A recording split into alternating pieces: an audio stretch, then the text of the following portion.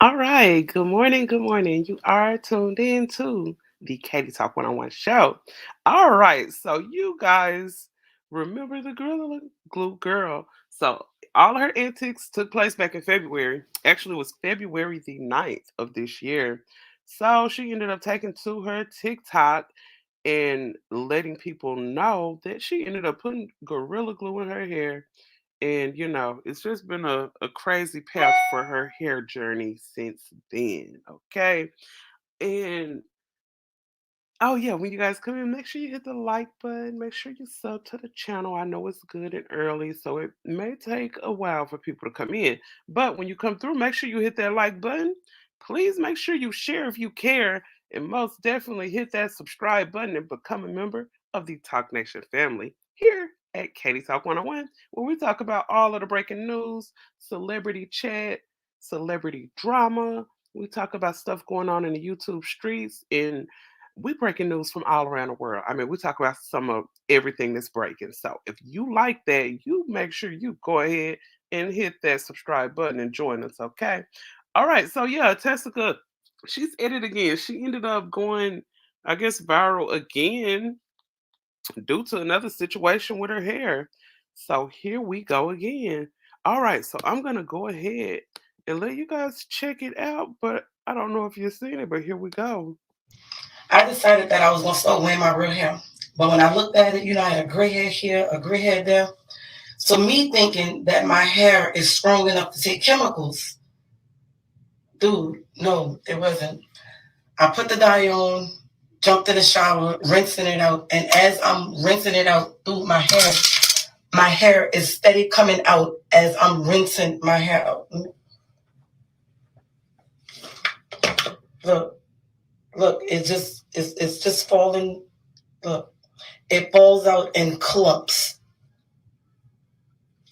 What? Oh, shoot.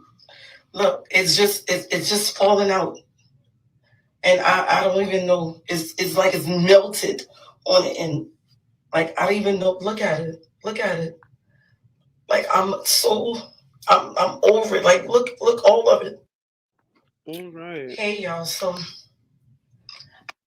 All right, so there you have it. Her hair is falling out again. I was looking on the comments, some everywhere. Some people were like, just get a wig and call it a day. And some people were saying they feel like she is just seeking some attention, which it could be that. It could be a little bit of both. Um, but I want you guys to think about something real quick. You always hear people speak about the European standard of beauty. Some people who would rather believe that it doesn't exist, maybe it's just a made up thing by insecure black women who, just want to find the excuse to wear somebody else's hair in their head. But I want you guys to take a look at something real quick. I'm going to stop sharing this screen and I'm going to bring something up over here that I want you guys to look at here.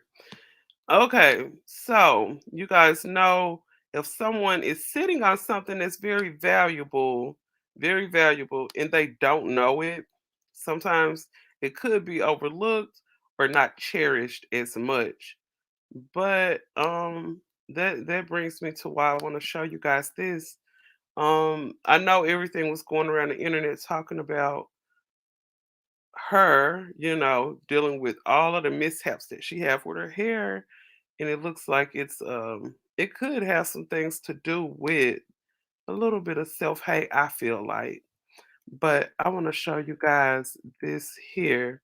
Okay, so somebody ended up posting this, and it's from like a hair group or whatever. It's called Four Share Daily. So it's just something 4C Daily, 4C Hair Daily.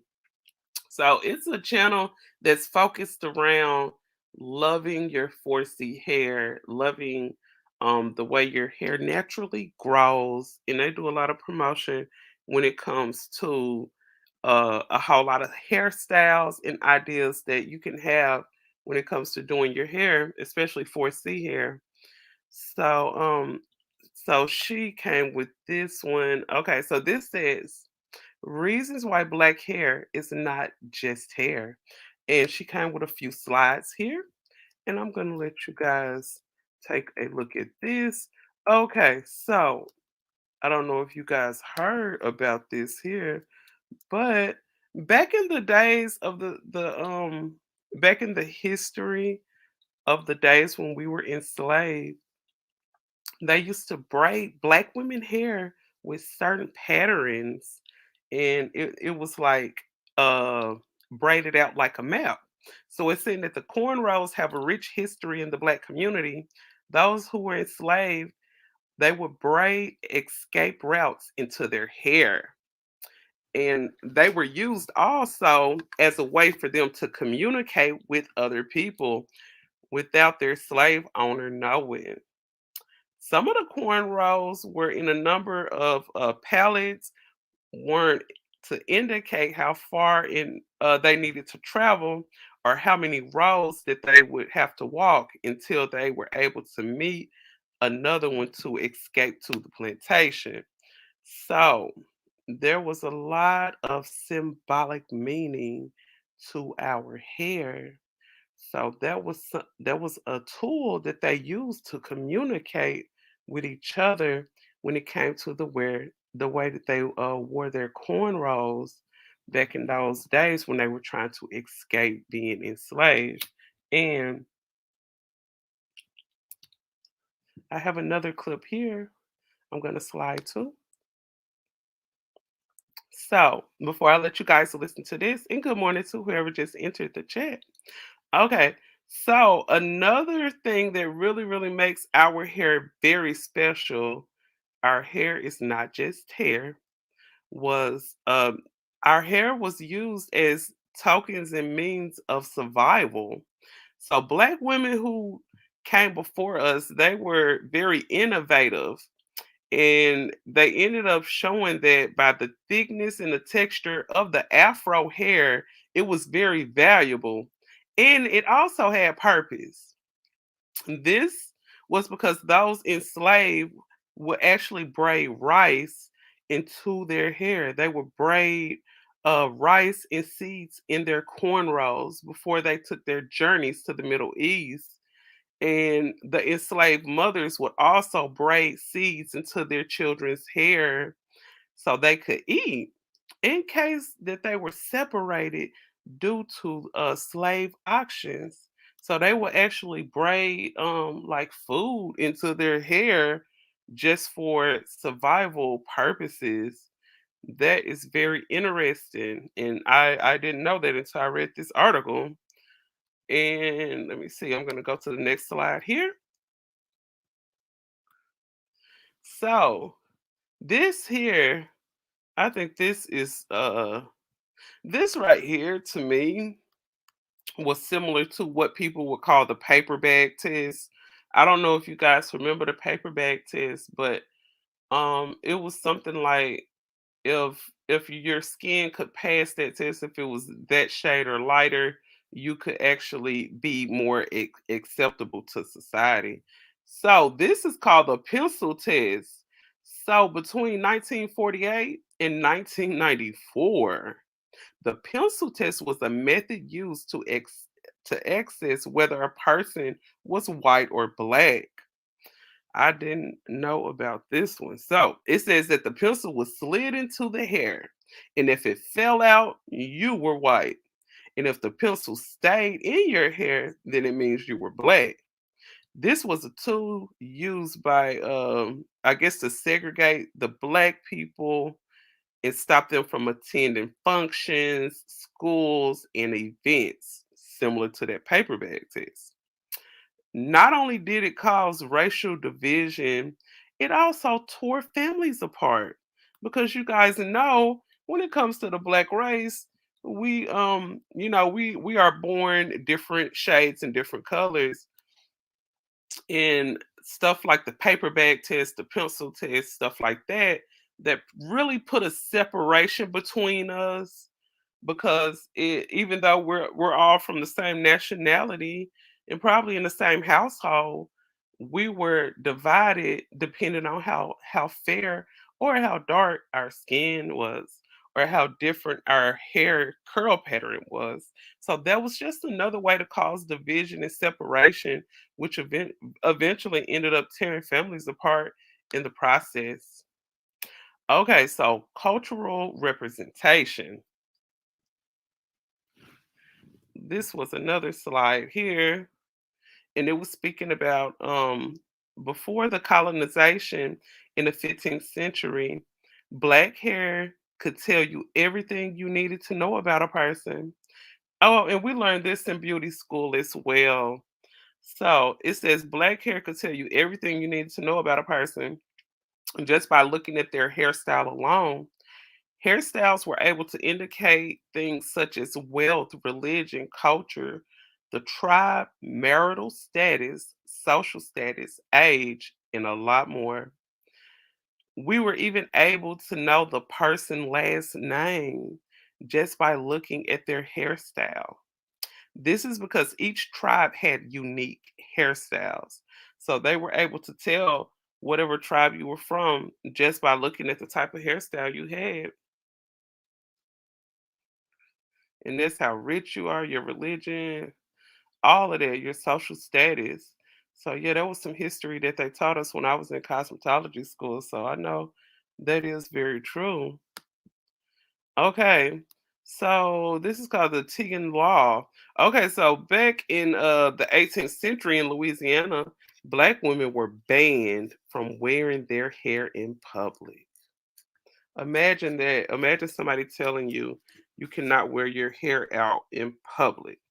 So this is just a little history. I think that also connects with the what they call the European standard of beauty as well. Okay, so they were banned in wearing their hair in public, and they were ordered to cover it up at all times. So black women were ordered to cover up their hair in all times. This was because they wanted to curb the growing influence of the black population, and they wanted to keep society in order. If it was believed that black women's hairstyles would draw the attention of white men, and this would increase the jealousy of white women. Oh, wow. I did not know that. I did not know that. Okay, I'm going to say this. I'm going to say this. I remember hearing stories about when they ended up putting us into slavery. I remember when some of the people were talking about when some of the black men laid eyes on the white women, that they were very mesmerized by their long flowing hair. So I'm not really for sure about the jealousy part of white women having against black women hair. I'm not really for sure about that, but I do know that they say the black man was very mesmerized by the long flowing hair of non-black women. So I can't say that the white women were jealous. I can't say that. But I can say this. Sometimes in life, people want what they don't have. I know there was a movement had like the natural hair movement, and I can remember seeing viral videos of like white women asking to touch, black women hair and stuff like that. So I can't say that that is a jealousy thing, but it's just like they probably really don't see a lot of black women wearing their hair, so it looks different. So it could be a curiosity thing, but I can say sometimes we live in a world where people want what they don't have, and even if probably a non-black woman could see a black woman with her natural hair, if afro, thick, healthy hair, she could probably think, man, I wish my hair was thick like that. But, people just want sometimes what they don't have. So I think that falls in that category. And as far as them ordering us to keep our hair covered, I think there was more angled towards them making us feel suppressed about how we naturally look. And fast forward to today, what some people probably won't admit, but when it comes to people who have indoctrinated and sort of like what they would call brainwashed you, I think it's situations where some people have just really kept the chaos going. Because I mean, to this day we see some women who probably have very beautiful natural hair and they still will cover it up with the wig. So looking at that situation there, it just looked like a lot of our people are still struggling with loving themselves naturally, and it could actually stem from a lot of indoctrination, a lot of self-hatred that was taught back in slavery. And even after we got out of slavery, a lot of these practices were still very, very active. So looking at that, I think that's where it could come from. I mean, there was times where we had to wrap our hair up because it was against the law for you to go out with your real hair showing. So this right here, this law that they had could be a really, really, really big reason why some people still, I mean, it's not even against the law, but some people, some women are still walking around with their hair covered. And, it's not against the law anymore, but it's still kind of embedded in us. Okay, stripped of identity. When the slave trade started and the people were captured, Black people were forced to shave all of their hair off. That kind of reminds me of what I've heard about when people go to prison and stuff like that, because they shave your hair off when you get to prison. I don't know if anybody knew that, but yeah. And this was the beginning of the process of the indoctrination of the Black identity and the culture of it. And it also says that it was also a tool that was used to minimize Black beauty and I guess dehumanizing Black women. So yeah, they shaved their head to kind of basically take the beauty of the woman away, and they would shave their head to basically dehumanize some of the women. And as the slave owners knew that their hair was something that they would value enormously, the part of their identity, and it was also held to such significance. So it said that, I guess before they were enslaved, the Black women actually cherished their hair, and their hair was like something held very dear to them. And it doesn't look like it's going on in these days. But yeah, with them stripping your identity, they're taking away the things that you took pride in. That's a big way. I mean, I think people, when it comes to people understanding the European standard of beauty, when people speak on it, I think it's very, very, very important that you also understand the strength and the power of people brainwashing you too. Because even though a person could say, well, this was all the way back in the early 1900s, it's 2021.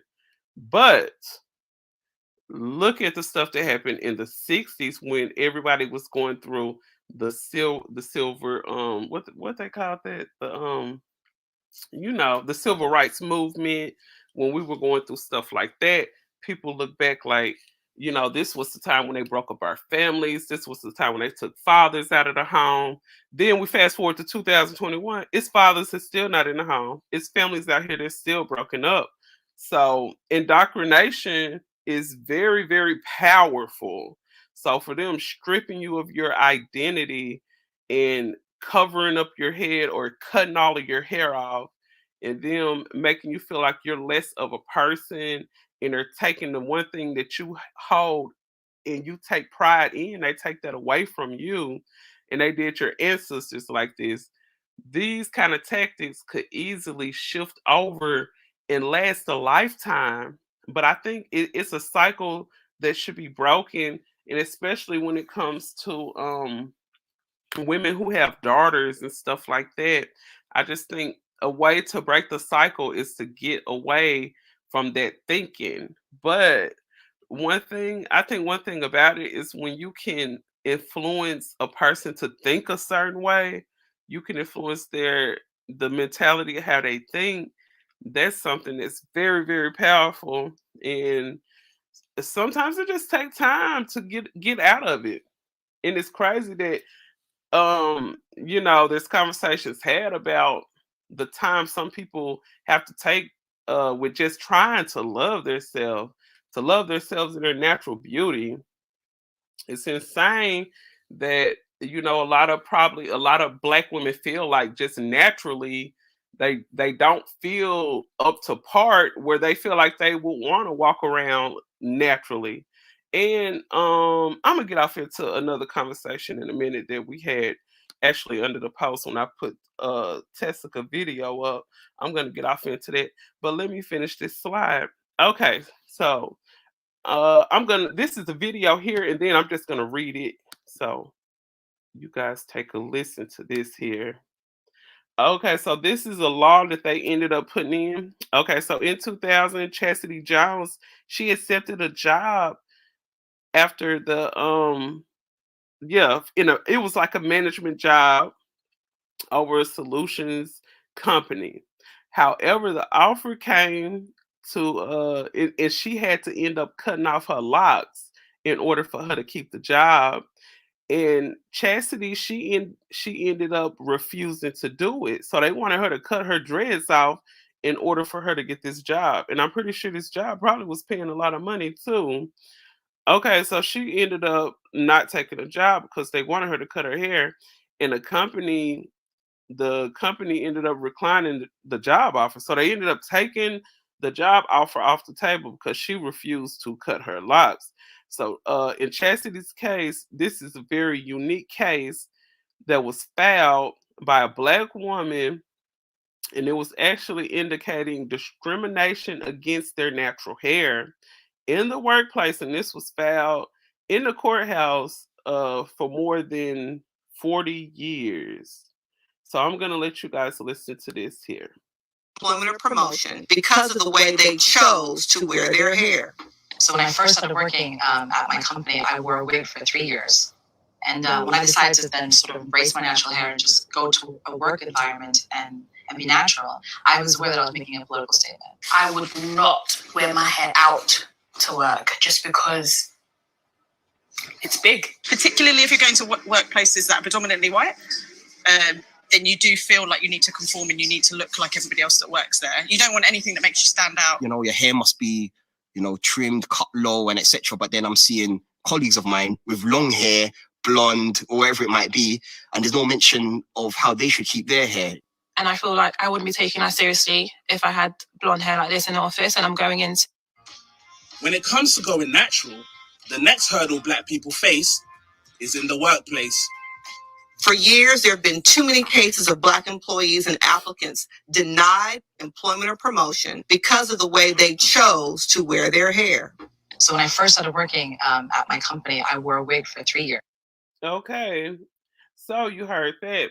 So you heard about the young lady who was denied the job position because she wouldn't cut her locks, and then this young lady right here who has very beautiful hair. Both women do. Yeah, her hair is very beautiful. So yeah, she said when she started working for a company that she was working for, she actually wore wigs for the first 3 years that she worked there. Then she finally decided to start wearing her real hair.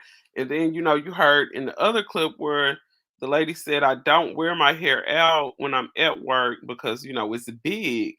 So some people could feel like, if you go anywhere, and I can understand what this young lady in this part was talking about. Let me see. So the part that I'm finna let play is the part where it looked like the Latina descendant woman, the lady with the curly blonde hair. She looked like she was a Latina or of descent, and she was saying that when you go to any environment, you want to blend in with your peers. So I can really understand where she's coming from on that note. And I know some people may listen to that and say that's just an excuse to wear a wig. No, when you are in a business type of environment, you want to carry yourself a certain way. You most definitely want to look a certain way. So I can understand a person wanting to, like, especially when it comes to women, and our appearance is very important. Not saying that a man not, but when it comes to women, we are held to our beauty. And when you're in certain spaces where people look a certain way, sometimes us women will adjust ourselves to look a certain way. So I'm going to let you guys listen to what this lady said. She had very loose curls, and take a look at this. And her hair also was dyed blonde. So take a look. And when I decided to then sort of embrace my natural hair and just go to a work environment and be natural, I was aware that I was making a political statement. I would not wear my hair out to work just because it's big. Particularly if you're going to workplaces that are predominantly white, then you do Okay, this her right here. Take a listen to what she's saying. you feel like you need to conform and you need to look like everybody else that works there. You don't want anything that makes you stand out. You know, your hair must be. So there you heard that from a non-black woman. This was a non-black woman with curly hair. And as you notice, all of the women who were talking in this interview had their natural hair out. And they're actually, these are not um women that are speaking about this that have on a wig. So, that's a different conversation, because they're actually, I think, when people actually discuss some of the hardships and problems that they went through with wearing their natural hair, it should probably be listened to and taken into consideration. Because sometimes I hear, when these type of topics come up with certain, when it comes to black men, they just feel like, oh, these women make every excuse in the book not to wear their real hair. But with you hearing it from a non-black woman who has curly hair, how does that make you feel? I don't know. You tell me in the comments. But yes, so that was some good history right there when it comes to the acceptance of our hair and our hair texture and stuff. Let me see, is it another slide here? Because after I leave here, show you guys I was going to show you guys an actual video that me and my sister did talking about natural hair, and I was going to let you guys listen to that. But let's see what else they're talking about. Okay, so this is not a video. Okay, so this saying that black hairstyles were outwardly expressed of self-acceptance and self-love. However, anti-black Semitic in existing in society of culture, black hair has been compared to wool.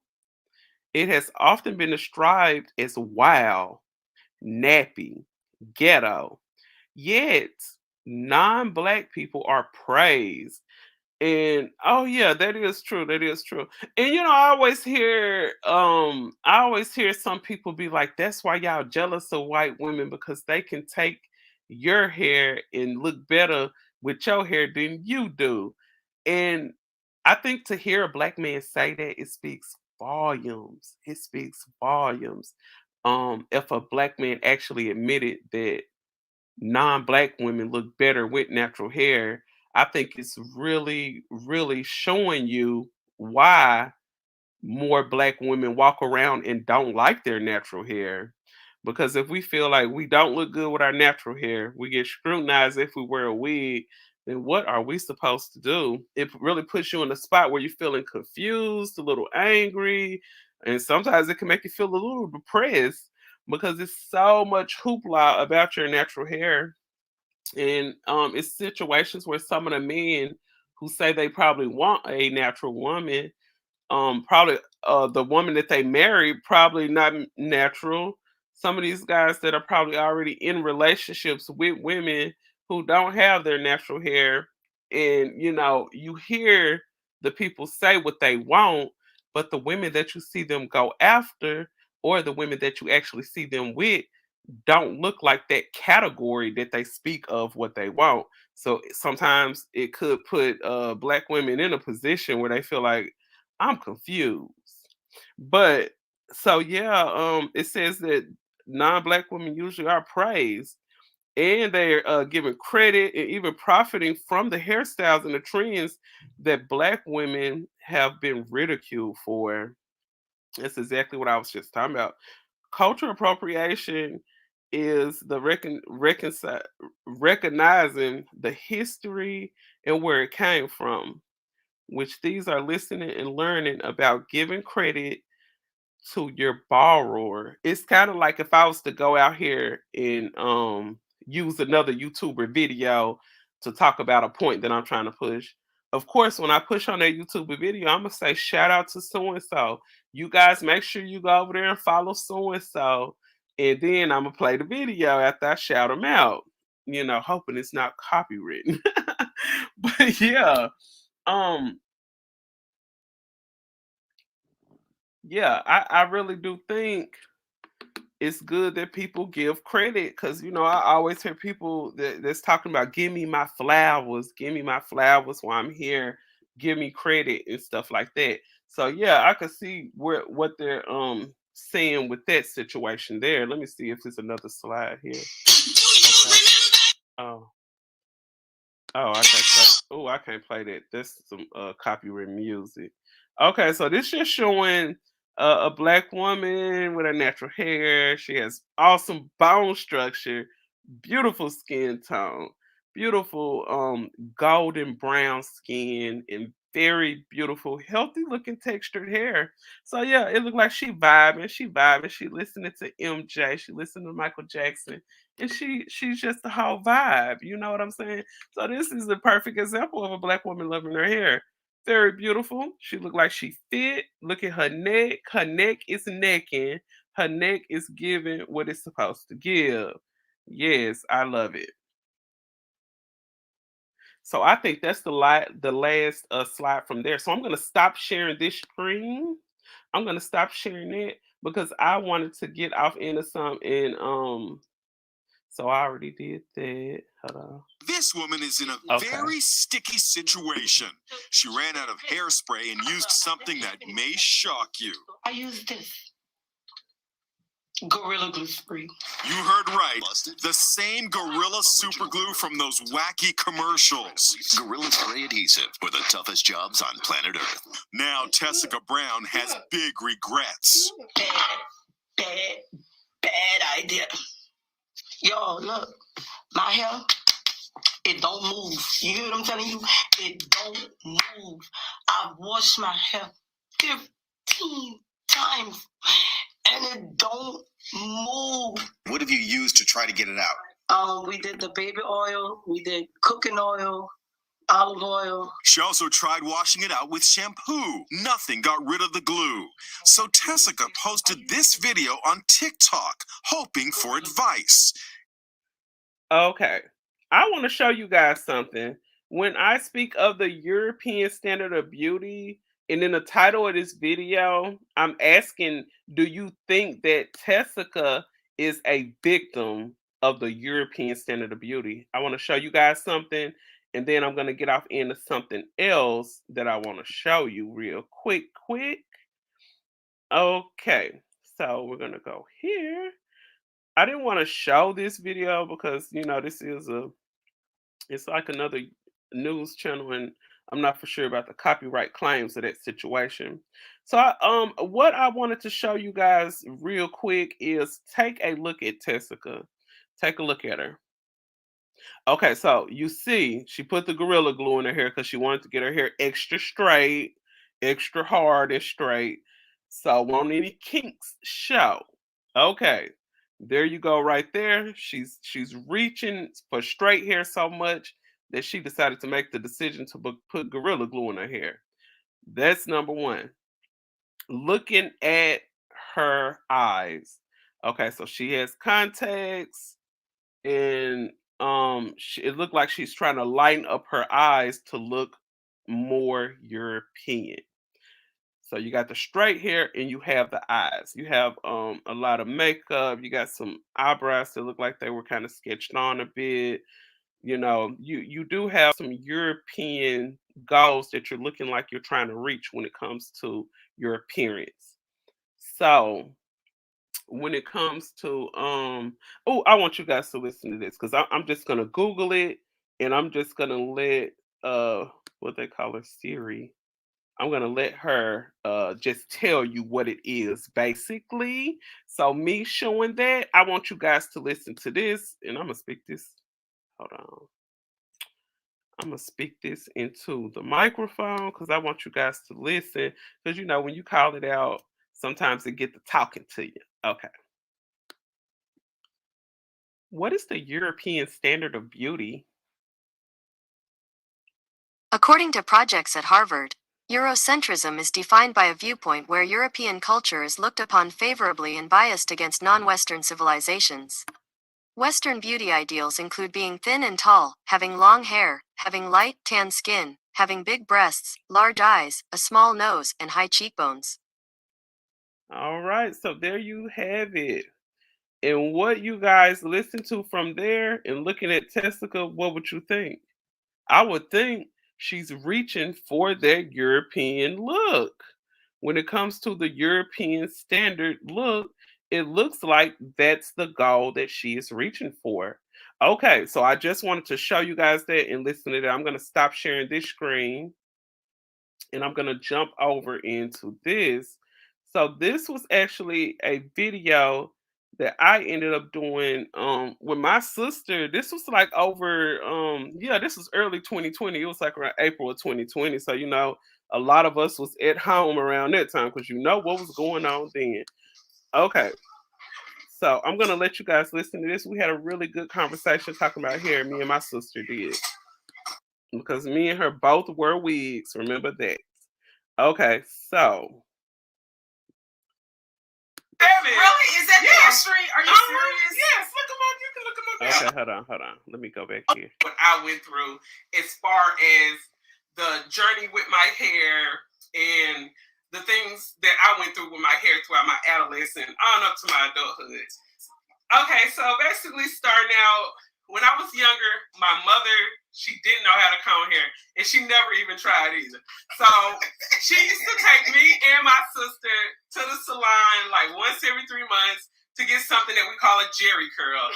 And I'm pretty sure a lot of you guys are familiar with it. It was invented by a Caucasian guy transition into getting a relaxer from the jerry curl. I wanted to do that as soon as my mother allowed me to. So I ended up getting a perm. My hair did fall out a whole lot, but I got the perm and I kept the perm. I think all the way up until I was probably about 21 or 20, I ended up going natural on my own. And I noticed my hair started growing a lot too. But I first started wearing weave at the tender age of, I wore my first weave ponytail when I was about 12 years old. And it's like when I went, that was early.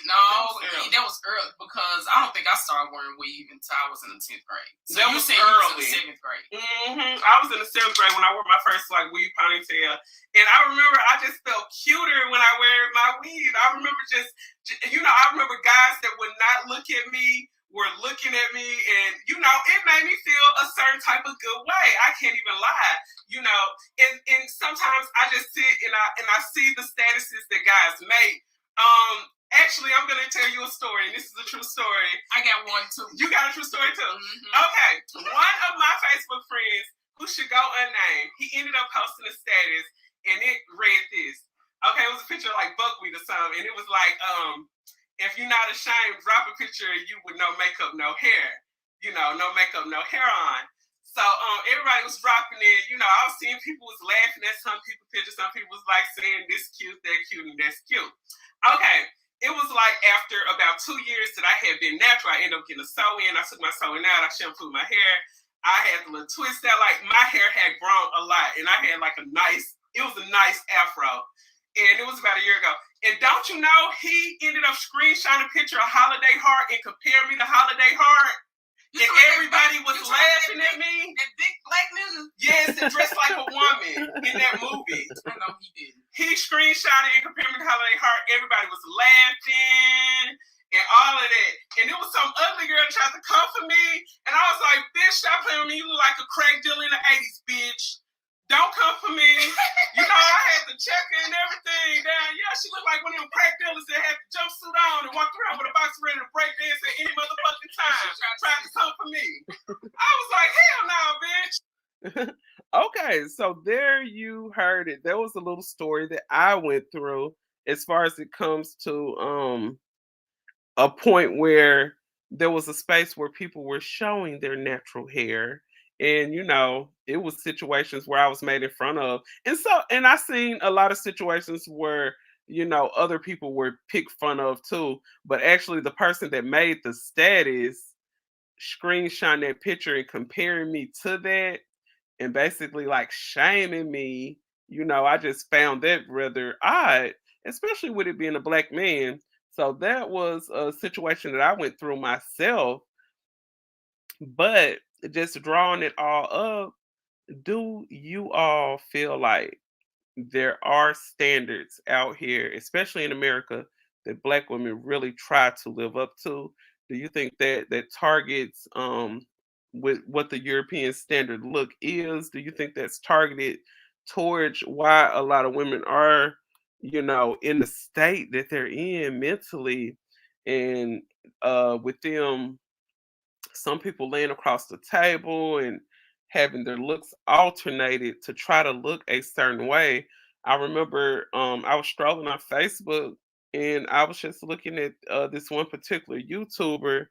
He was talking about these different women, and he had all of the women were celebrities, and he had all of their pictures lined up in on his thumbnail. And I looked at all four of these black women, and I was like, all of them look like they have somehow alternated the skin color. All of them had blonde hair. It was just a lot of European uh just looks going on all the way across the board with all four of these black women. And I feel like it is something that's real. And I just think it's time for us to love ourselves. And speaking of love yourself, I want to get off into Hey, y'all. So this conversation I ended up having with oh yeah, shout out to Gabe. I said I want Gabe to come on my show. I don't know, he probably a busy man and probably won't be able to come. But I do have conversations with Gabe as far as on Instagram with certain posts and stuff. He comments and he's a very outspoken man. Okay. So Gabe ended up commenting and he said, I want to go to the first comment here. Oh, it looked like I jumped off of it. Hold on. Okay. So this comment here that Gabe ended up saying, if I can get to it. Oh yeah. So Gabe, I'll probably have to pull it up from my phone. So let me look just a second because I want to read this to you guys right quick. I hope you guys are enjoying your Saturday morning. I'm pretty sure a lot of people probably went out last night, probably hung out, did your thing. So most definitely, you guys, when you come back and check out the playback, make sure you hit the like and please make sure you comment and let me know what you think about this topic.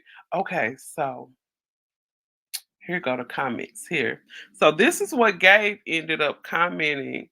So Gabe, he ended up saying that the society say the society say that but black men all want let's see, friendly, fit, agreeable, natural women. So it's not our fault that y'all worship, I guess the European thing. And he also said that Tessica problem would be solved if she just stopped trying to be white. Okay. Okay. So after Gabe said that, I ended up commenting and I said, that's true, but not all black men prefer their women to be natural. Some black men do prefer their women to have straightened chemicals, wigs, and other things other than afros. And I said that is for some men, but not all. And I said, I think it all comes down to that it's very important that women love their self naturally. Sometimes it's not all about, well, I think it is about what we feel like a man wants, because we're trying to attract men, of course. Well, most of us for the most part. Okay, and Gabe ended up commenting, and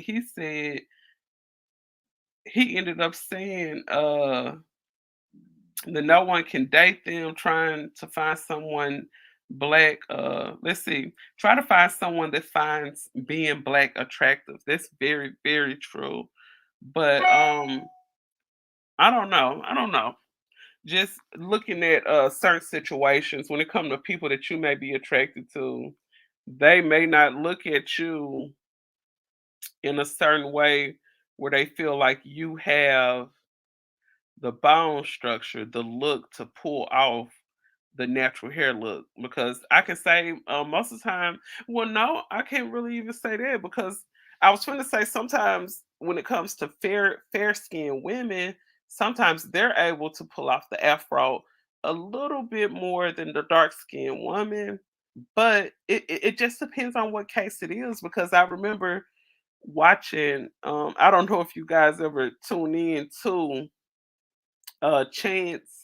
He has the reality show, where he looking for love or whatever. And there's a lot of craziness, antics going on and stuff. And there was a really beautiful girl on there. And that's when he was out there giving the girls their nicknames. And she had a really big, beautiful natural afro. And he was trying to call her Bird's Nest. And she was like, "No, I'm not taking that name. No.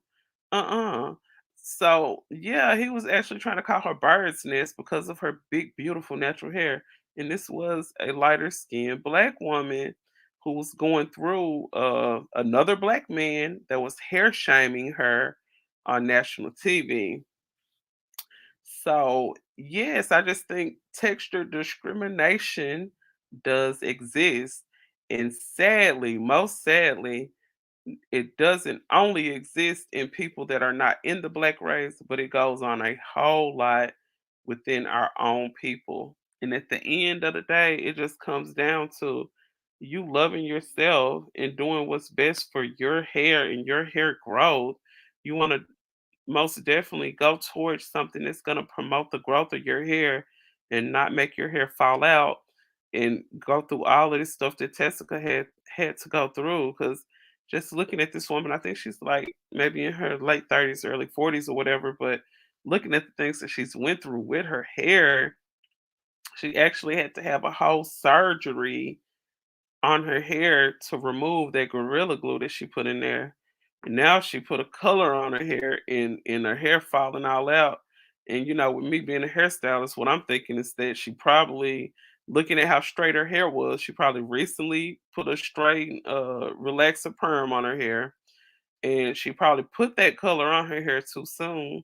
And that's probably a big reason why her hair is falling out. But you guys, make sure you drop your comments below when you come through and watch the playback. All right, I'm about to get on out of here, and I'm signing out. Katie Talk 101.